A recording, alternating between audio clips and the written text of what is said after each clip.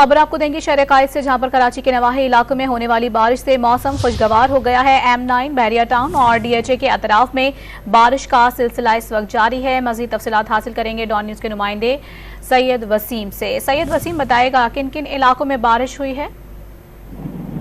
جی بالکل، دیکھیں محکمہ موسمیات کی جانب سے گزشتہ روز کراچی کے شمال مشرقی علاقوں میں بارش کی پیشگوئی کی گئی تھی، جس میں بحر عرب میں جو بننے والا ہوا کا کم دباؤ ہے اس کی وجہ سے جو بارش کے سیل ہیں وہ تشکیل پائے تھے ان علاقوں کی طرف، جس کے باعث جو ہے وہ یہ بارش ہوئی ہے۔ M9 موٹر وے بحریہ ٹاؤن DHA اور